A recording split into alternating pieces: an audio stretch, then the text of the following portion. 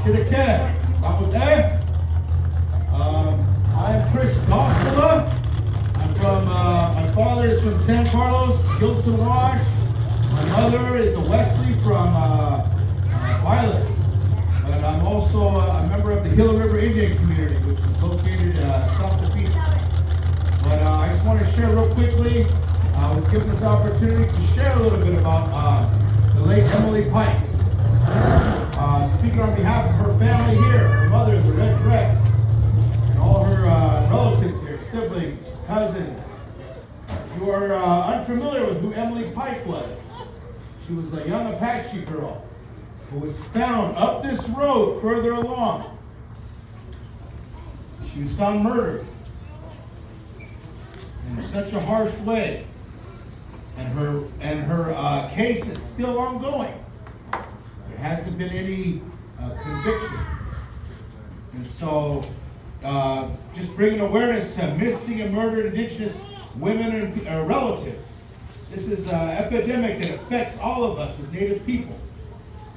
And I was asked to share because little did I know, during Christmas of 2024, my motorcycle club, Red Rum First Nations Motorcycle Club, we asked who could we sponsor for Christmas. So I reached out to the Indian Center in the Valley, and they said there's 2 young Apache girls that were just transferred to a youth home that had no one to sponsor them for Christmas. And so I got the lists. I still have them to this day. One of them said Emily. All I knew was this girl was named Emily. She was from San Carlos, and she wanted Hello Kitty. She wanted pink stuff, wanted makeup, a cell phone, all these things. So me and my motorcycle club, we went out, we bought all these things for her.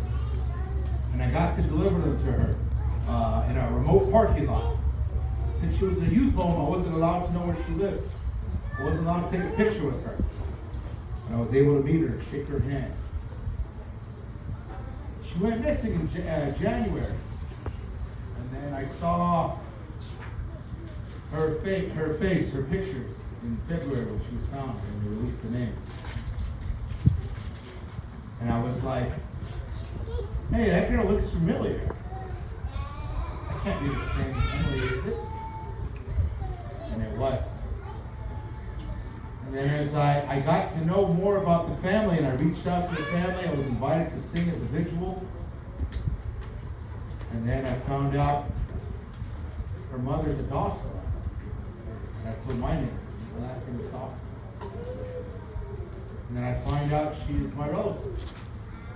Me and her mother here. Our fathers are first cousins.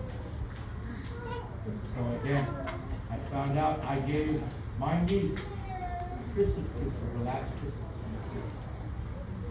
And so that was a hard thing for me to realize. But as they say, Creator works in mysterious ways. That's one thing I will say. And so since then, I've been on this path of spreading awareness about missing and murdered Indigenous women and relatives. And it's a heavy topic. I just want to bring awareness and show appreciation to this organization, these Monster Truck Show, for allowing us to share. And I say to you, if you have a daughter, you have a loved one, hold them close. Keep an eye on them. Girls, let your parents know where you're at all times. Let someone know. And so with that, I just want to share that.